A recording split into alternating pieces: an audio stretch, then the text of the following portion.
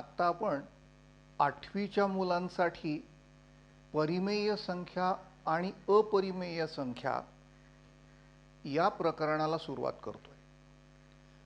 आता त्याच्यात सुरुवातीलाच आपल्या पुस्तकात म्हटलंय नैसर्गिक संख्या, पूर्ण संख्या, पूर्णांक संख्या आणि परिमेय संख्या एवढं त्यांनी नोंद केलंय.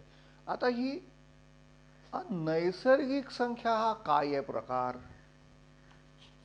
हा जो नैसर्गिक संख्या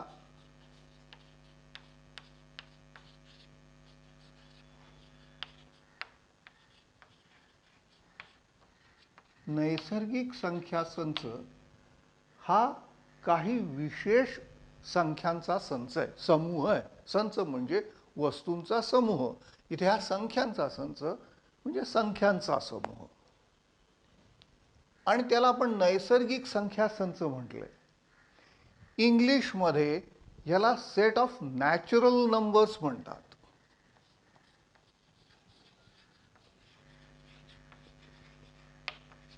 म्हणजे नैसर्गिक म्हणून नॅचरल. हा नॅचरल नंबर्स म्हणजे कोणती आहेत?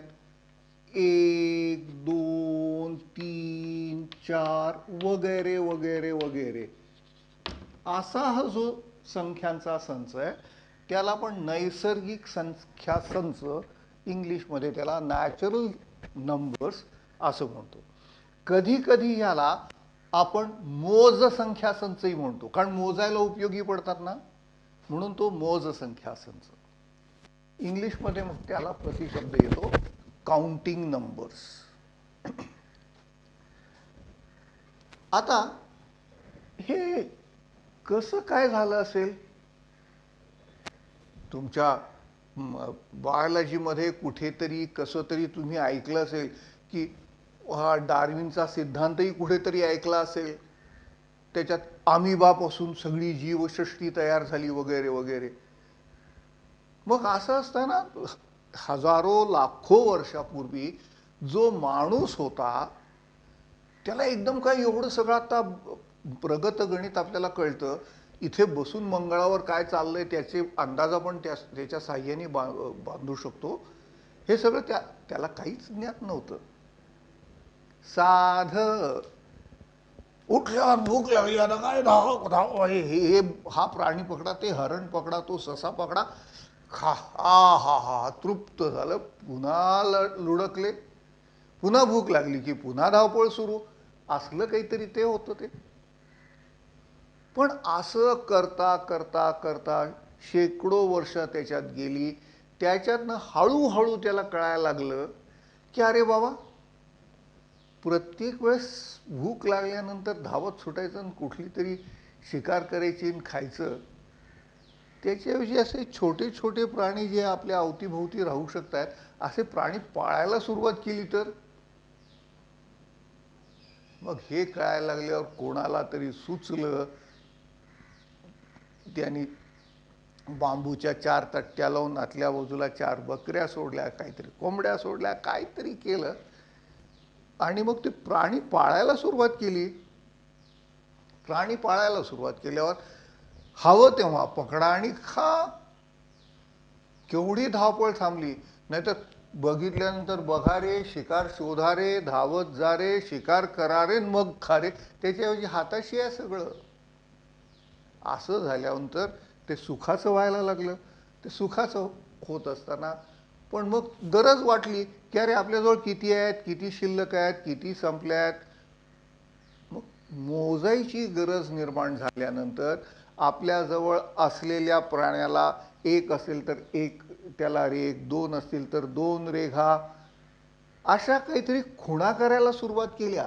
आणि अशा काहीतरी खुणा करायला सुरुवात केल्यानंतर त्याच्यातनं आपण आता टॅली मार्क्स वापरतो तशा प्रकारच्या काहीतरी नंबर्स तयार झाले, संख्या तयार झाल्या.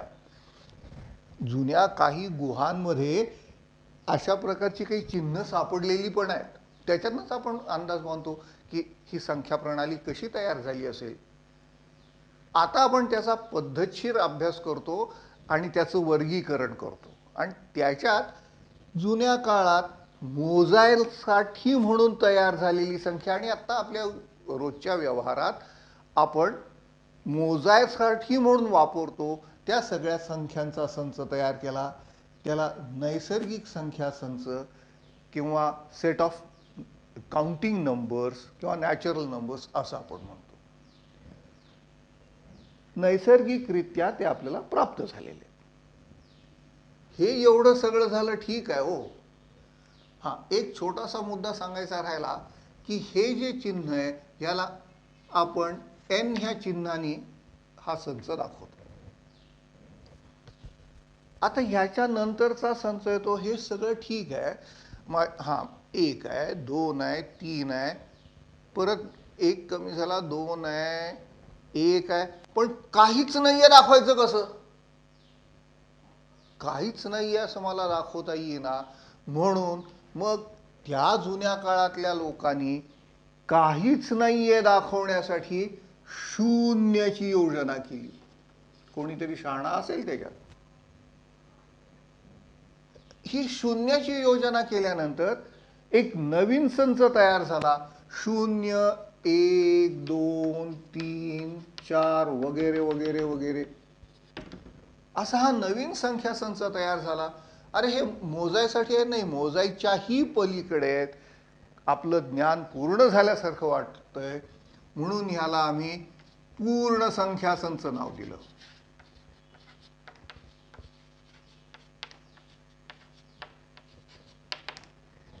इंग्लिशमध्ये याला आम्ही होल नंबर्स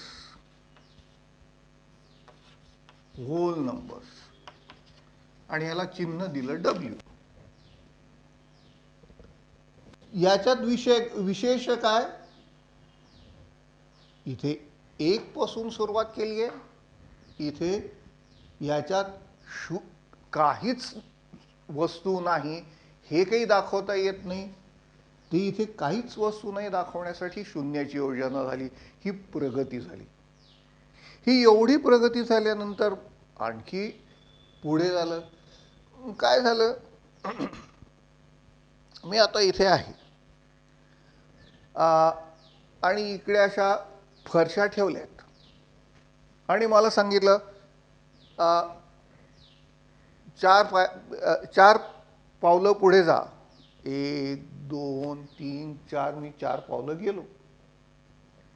दुसराही गेला, तिसराही गेला. बंड्या जरा वाह्यातच होता. त्याला सांगितलं 2 पावलं इकडे जा. त्यांनी 1, 2 असं करायच्याऐवजी तोंड फिरवलं आणि 1, 2 असा गेला. मग कुठे गेला? झाली बोंबाबोंब झाली. मग त्यावेळेस आमच्या डोक्यात अक्कल आली. इथे आम्ही खुणा करून घेतल्या. इथे आपण जिथे उभे आहोत तो सुरुवातीचा बिंदू आम्ही 0 म्हटला. मग उजव्या बाजूला आम्ही खुणा करत गेलो. 1, 2, 3 एक एक पाऊल टाकलं.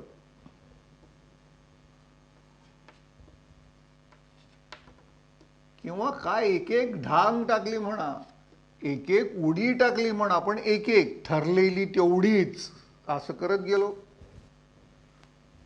पण बंड्याने काय केलं? इकडे सरळ असं जायच्याऐवजी उलटा जायला लागला.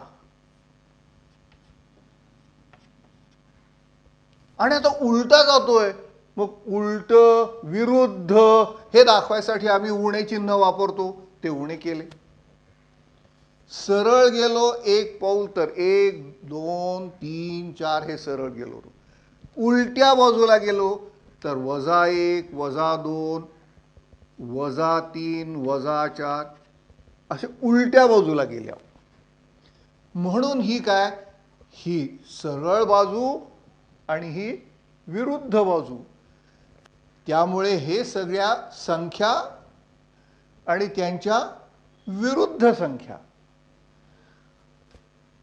आता मग हे उलट्या बाजूनी गेल्यानंतर ह्या ज्या विरुद्ध संख्या तयार झाल्या, ह्या विरुद्ध संख्या शून्य आणि आपल्या नेहमीच्या संख्या ह्या सगळ्यांचा एकत्रित असा एक संच तयार केला. तो एकत्रित संच तयार केला. आता इथे त्याला आम्ही तर पूर्ण नाव दिलंय, मग ह्याला आम्ही नाव दिलं पूर्णांक पूर्णांक संख्या संच.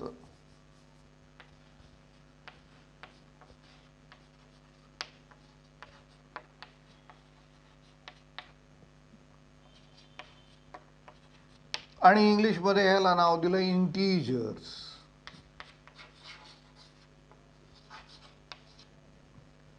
हे इंटीजर्स काय आहेत? अरे 0 1 2 3 वगैरे वगैरे अनंतापर्यंत. तसं विरुद्ध बाजूला विरुद्ध 1 म्हणजे -1, विरुद्ध 2 म्हणजे -2, विरुद्ध म्हणजे -3, असे अनंतापर्यंत. असा हा जो नवीन संख्या संच तयार झाला तोच पूर्णांक संख्या संच. म्हणजे आता ह्या नेहमीच्या संख्या आहेत ह्याला आपण धनसंख्या म्हणतो,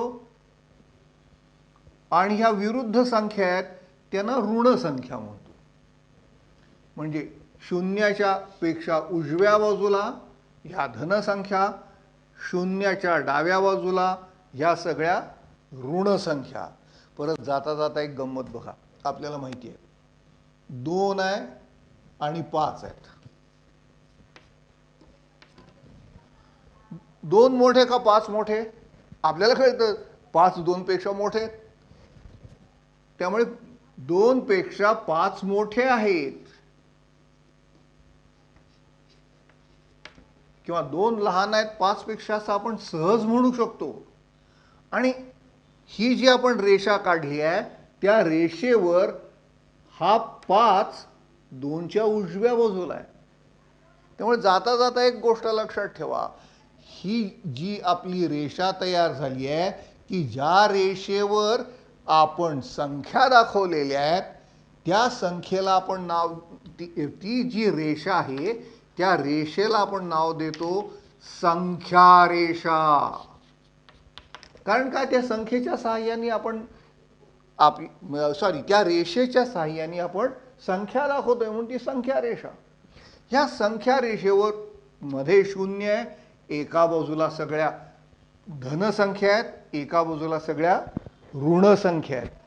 आणि त्याच्यात गंमत अशी आहे की उजव्या बाजूची संख्या डाव्या बाजूच्या संख्येपेक्षा मोठी आहे त्या संख्या रेषेवर. आणि तसं झाल्यावर गंमत बघा, हा -4 इथे आहे आणि -1 इथे आहे. -4 आणि -1 ह्याच्यात उजव्या बाजूला कोण आहे? -1 आहे उजव्या बाजूला. म्हणजे हा -1 -4 पेक्षा मोठा आहे. गंमत झाली बघा, -1 हा -4 पेक्षा मोठा आहे, इथे 1 हा 4 पेक्षा लहान आहे. म्हणजे विरुद्ध बाजूला सगळे गुणधर्म बदलायला लागलेत. ते नीट समजून घ्यायचे आणि लक्षात ठेवायचे. आता सध्या एवढंच लक्षात ठेवूया, ही ऋण संख्या आहेत त्यांना आपण धनसंख्यांची विरुद्ध संख्या म्हणतो. आणि त्या विरुद्ध आहे हे दाखवण्यासाठी आपण वजा हे चिन्ह वापरतो. ह्याच्याबद्दल आपण आणखी थोडासा जास्त विचार नंतर करणार आहोत. आता एवढं झाल्यानंतर याचा उपयोग पुढे व्हायला लागला. कसं? मी पुढे जातो म्हणजे धन दिशेला जातो, मागे जातो म्हणजे ऋण बाजूला जातो. मला फायदा मिळतो त्यावेळेस माझं उत्पन्न धन असतं, ज्यावेळेस मला तोटा होतो त्यावेळेस माझं उत्पन्न ऋण होतं. म्हणजे व्यवहारातला देखील अनेक गोष्टी आपण गणितामध्ये धन आणि ऋण चिन्हांच्या साहाय्याने प्रतीत करू शकतो, दाखवू शकतो. बघा गणित किती सुंदर गोष्ट आहे. जीवनात घडणाऱ्या, जगात घडणाऱ्या सगळ्या गोष्टी आपल्याला त्याच्यात दर्शवता येतात आणि त्याच्या साहाय्याने आपल्याला माहीत नसलेल्या अनेक गोष्टीचे अंदाज देखील बांधता येतात. फक्त त्याच्याकडे आपण थोडंसं लक्ष द्यायला पाहिजे. एवढ्यावर भागलंच नाही. आता याच्यानंतर जसजसं जीवन आणखी समृद्ध होत गेलं, व्यवहार आणखी गुंतागुंतीचे झाले, त्यावेळेस आणखीन प्रश्न निर्माण झाला. माझ्याकडे एक मोठा भोपळा आहे आणि मला तो कोणाला तरी द्यायचा आहे. तो तो म्हणाला मला एवढा मोठा भोपळा नको, मला त्याच्यातला थोडा भोपळा दे. मग त्याच्यासाठी माझ्याकडे असलेले जे गहू आहेत त्यातले एवढे गहू मी तुला देतो. मग भोपळा द्यायचा आणि गहू घ्यायचे किंवा गहू द्यायचा आणि भोपळा घ्यायचा असं काहीतरी करायच्या वेळेस अख्खा भोपळा नाही, त्यातला काही भाग द्यायचा आहे. गहू काय त्याला भाग करायचे नाहीत, नुसतं माप भरायचं आहे. मग अख्खा भोपळा न देता त्यातला भाग करून द्यायचा आहे. तो भाग मोजायचा कसा आणि तो संख्येत दाखवायचा कसा, असे प्रश्न निर्माण झाल्यानंतर आम्ही त्याचाही विचार करायला लागलो आणि वस्तूचा काही भाग संख्या रूपात मांडायसाठी आणि आम्ही अपूर्णांक तयार केले. त्या अपूर्णांकांचा आपण विशेष अभ्यास केलेलाच आहे 5वीत. वस्तूचा काही भाग संख्या रूपात मांडतात त्याला आपण अपूर्णांक म्हणतो. समजा एका वस्तूचे मी 5 समान भाग केले आणि असे 2च भाग घेतले, तर मी त्या वस्तूचा किती भाग घेतला, तर 5 पैकी 2 घेतलाय, म्हणून 2 पंचमांश असं म्हणतो किंवा 2/5 असं म्हणतो. हे तुम्ही 5वीत डिटेल्समध्ये शिकलेला आहात, मी फक्त आता ब्रशअप केलेलं आहे. मग असे इथे पूर्णांक संख्या संचात 0 आहे, धनसंख्या आहेत, ऋण संख्या आहेत, पण अपूर्ण संख्या नाही आहेत. मग त्या अपूर्ण संख्या सुद्धा घेऊन एक नवीन संच तयार केला. तो जो नवीन संच तयार केला त्याला आम्ही नाव दिलं परिमेय संख्या संच.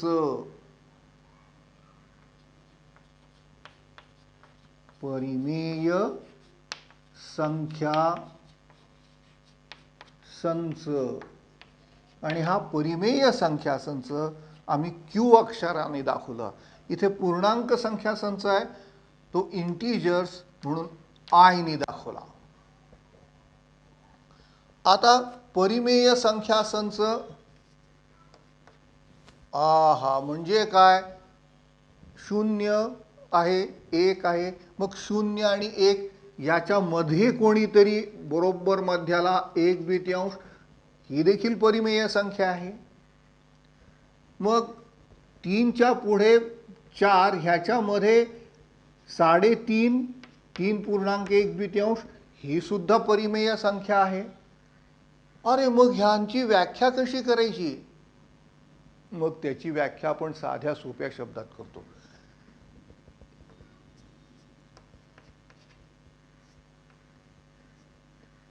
जी संख्या P/Q अशा स्वरूपात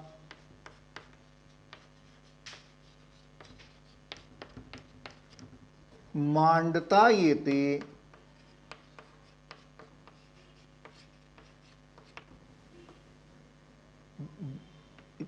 ज्यात P आणि Q या पूर्णांक संख्या आहेत,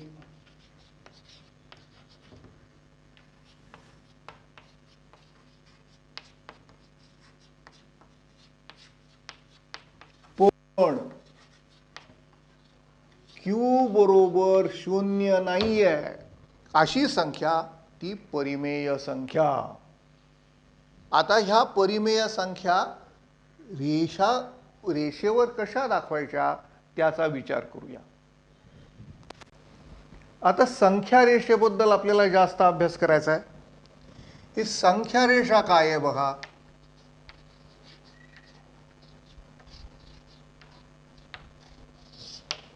आता संख्या एका रेषेच्या साहाय्याने आपण समजून घेतोय आणि त्याच्याबद्दल विचार करायला त्या रेषेचा आधार घेतोय.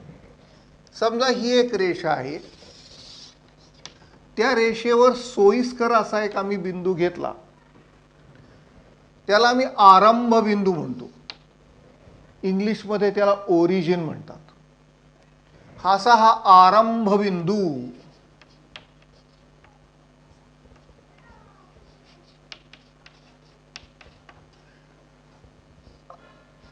सगळी सुरुवात शून्यापासूनच होते, म्हणून हा आरंभ बिंदू ओ दाखवतोय असं म्हणायचं. आता उजव्या बाजूला म्हणजे ही धन बाजू आहे आणि डाव्या बाजूला ही ऋण बाजू आहे. आता ही आरंभ बिंदूच्या उजव्या बाजूला सोयीस्कर असा अंतर घेऊन आम्ही खुणा करायला सुरुवात केली.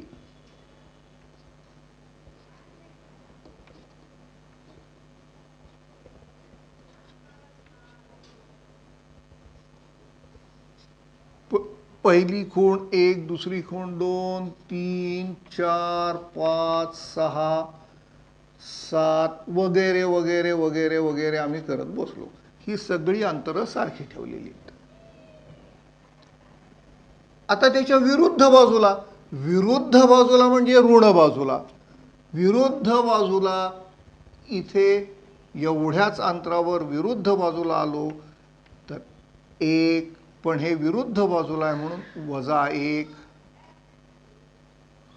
हे 2, पण विरुद्ध बाजूला आहे म्हणून -2, -3, -4, -5. अशा प्रकारे आम्ही एक संख्या रेषा तयार केली. ही जी रेषा तयार झाली की ज्याच्या साहाय्याने आम्ही संख्या मांडल्यात आणि त्याचाही अभ्यास करतोय, ह्याला आम्ही संख्या रेषा नाव दिलं. आता बघा ह्या संख्या रेषेचा हे काय होऊ शकतो.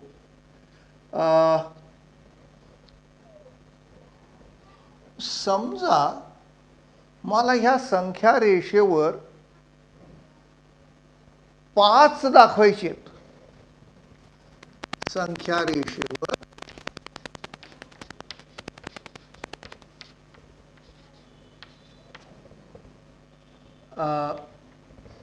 ए हा 5 शी संबंधित बिंदू आहे, तर तो दाखवा. ए शी संबंधित 5 आहे काय.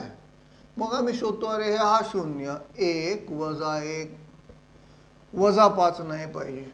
हा मग हा मला सापडला. कोण आहे हा.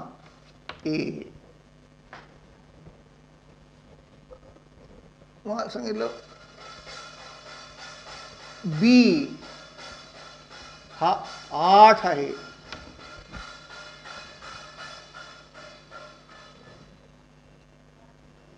मग आता 8 कुठे गेला.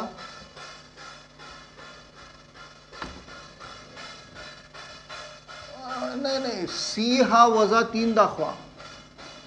सी हा -3 आहे, तो दाखवा. मग -3, -3 हा सी. डी -5 दाखवा. वजा त्याच्यातला 5 हा. म्हणजे आम्ही हवी ती संख्या याच्यावर दाखवू शकलो. त्याच्यातनं कोणीतरी एक शहाणा निघाला, मला हे नकोय.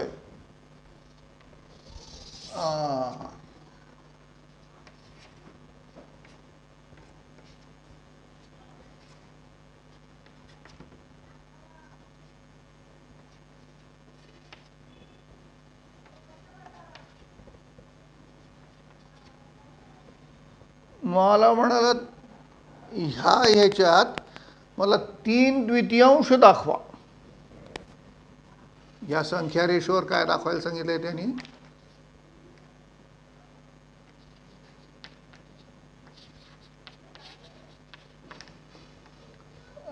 पी हा एक कोणता तरी बिंदू आहे,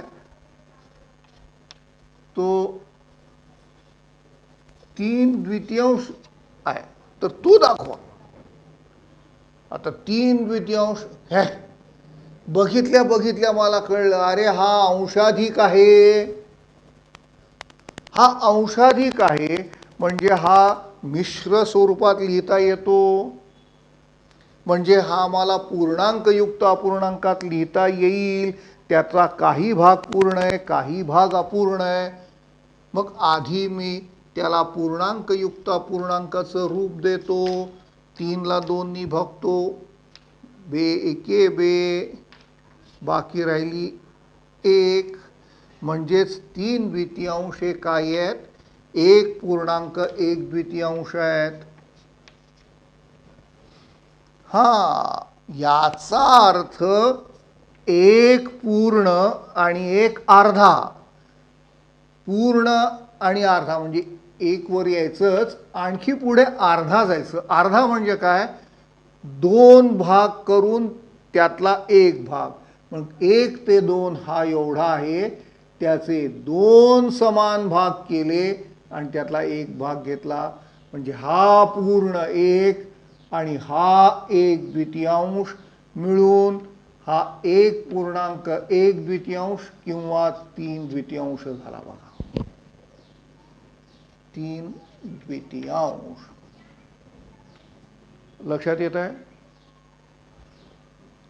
आणखी एक उदाहरण बघूया. समजा क्यू कोणीतरी आहे, हा 7/2 पाहिजे. आता 7/2 दाखवायचा कसा? हा विषम अपूर्णांक आहे, अंशाधिक आहे, म्हणजे हा पूर्णांकयुक्त अपूर्णांकात लिहिता येतो. काही भाग पूर्ण आहे, काही भाग अपूर्ण आहे. तो आधी शोधा. म्हणजे मग 7ला 2नी भागायचं, बेत्रिक 6. म्हणजेच हा काय आहे? 3.1/2 आहे. अच्छा, 7/2 म्हणजे 3.1/2 आणि तो क्यू आहे काय? बर, मग 3 पूर्ण करा आणि त्याच्या पुढे अर्धा.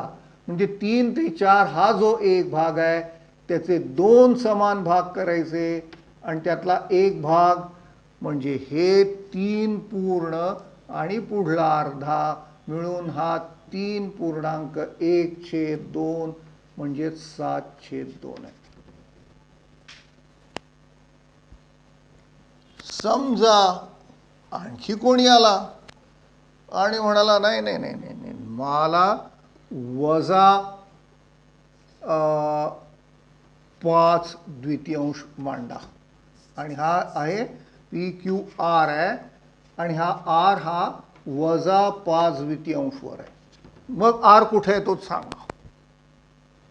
आता वजा 5/2 म्हणजे पहिल्यांदा 5/2 होते. 5/2 हा अंशाधिक आहे. अंशाधिक आहे म्हणजे तो पूर्णांकयुक्त अपूर्णांक आहे. तर त्याला आधी 5/2 करा बरं.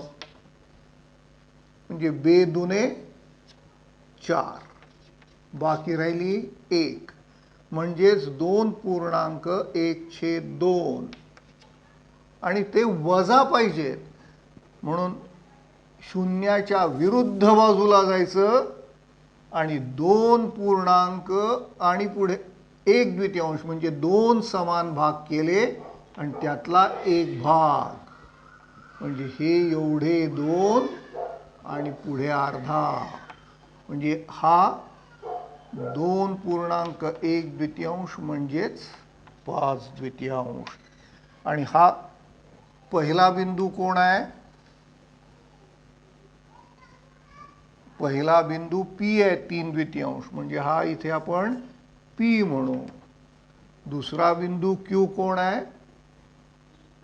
3.1/2, आणि हा नवीन सापडलेला हा कोण आहे?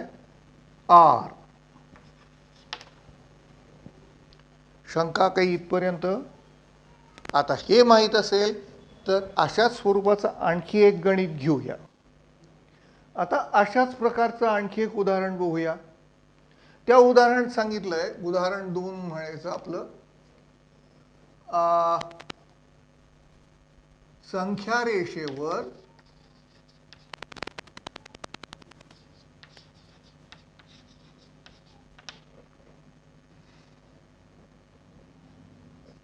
पी बरोबर 7/5, क्यू 2/5, आर -3/5 दाखवा.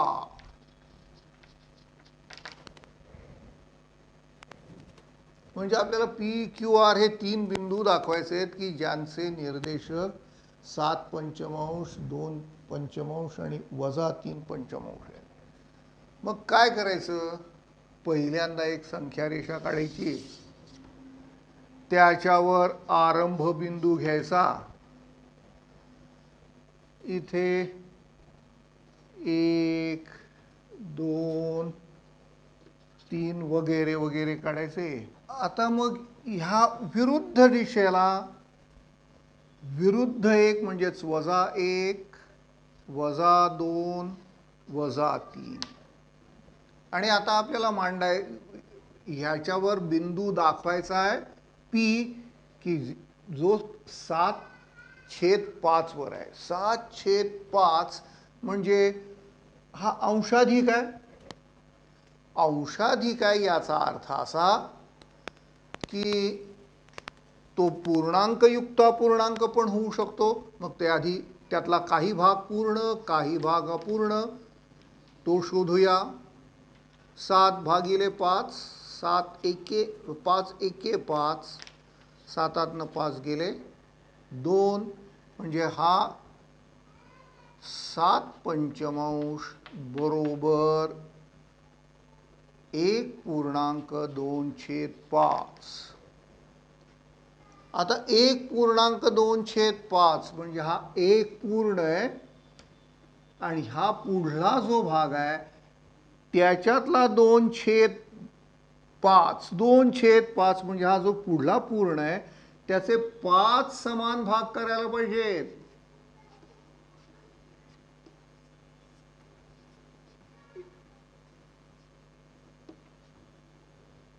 एक 2 3 4 5 हे 5 समान भाग केलेले आहेत.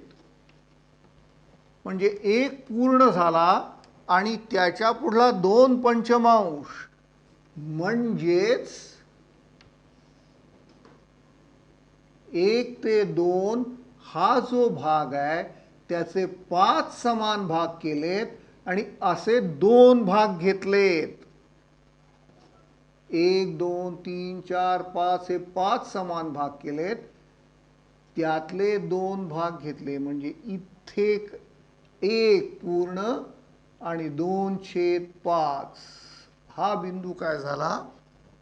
आम्हाला हवा असलेला क्यू बिंदू झाला. सॉरी, 1.25 हा क्यू बिंदू झाला. हा पी बिंदू आहे, कारण हा 1.25 म्हणजेच 7/5 आहे.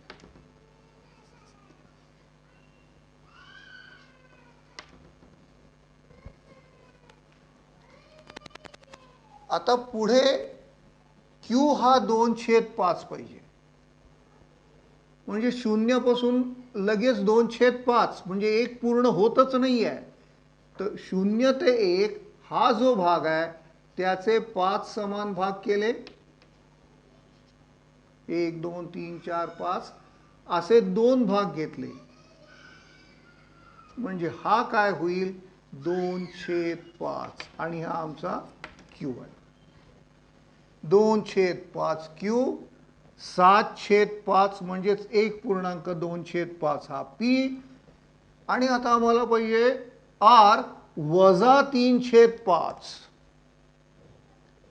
म्हणजे विरुद्ध बाजूला वजा 3 म्हणजे विरुद्ध बाजूला म्हणजे वजा 3/5, म्हणजे 1 पूर्ण होतच नाही आहे. मग हे काय आहेत, याचे 5 समान भाग केलेले आहेत. हे जे 5 समान भाग केलेत 1 2 3 4 5, त्यातले 2 भाग घेतलेत, 1 आणि 2, म्हणजे हा बिंदू होईल. हा बिंदू काय होणार आहे वजा 3/5, म्हणजेच तो कोण आहे आर. म्हणजे कुठलाही बिंदू तुम्ही घेतलात तर तो आपल्याला संख्या रेषेवर दाखवता येतोय. आता त्याच्यात गंमत अशी, इथे पी हा बिंदू आहे. पी हा बिंदू संख्या रेषेवर कोणती संख्या दाखवतोय 7/5, म्हणजे पी हा बिंदू 7/5 किंवा 1.2/5 दाखवतोय. क्यू हा बिंदू 2/5 दाखवतोय. आर हा बिंदू वजा 3/5 दाखवतोय. आता काय आहे माहिती आहे का, हा जो पी बिंदू आहे ह्या पी बिंदूला 7/5 चा आलेख म्हणतात. या बिंदूला काय म्हणतात, आलेख. हा बिंदू काय आहे, आलेख आहे. आणि ही जी संख्या आहे त्या संख्येला ह्या बिंदूचा निर्देशक म्हणतात.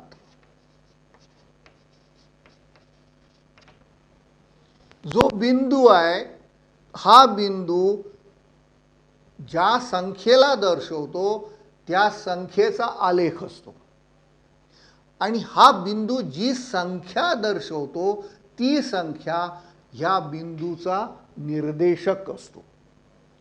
म्हणजे थोडक्यात कसं, 2/5 कुठे आहे, हा 2/5 तिथे कोण आहे क्यू आहे. 2/5 वर कोण आहे क्यू आहे. हे एक उत्तर झालं. क्यू कुठे आहे 2/5 वर आहे. म्हणजे बिंदू कुठे आहे दाखवणारी जी संख्या तो त्या क्यू बिंदूचा निर्देशक.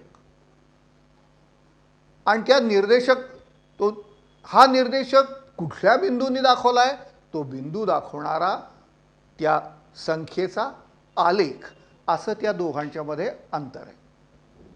मला वाटतं हे तुम्हाला नीट कळलेलं असेल तर तुम्ही 1.1 हा संग्रह सोडवू शकाल. पुस्तकात जे काही वर्णन दिले ते मुळातलं ते वर्णन वाचा आणि 1.1 सोडवा. पुढला भाग पुढल्या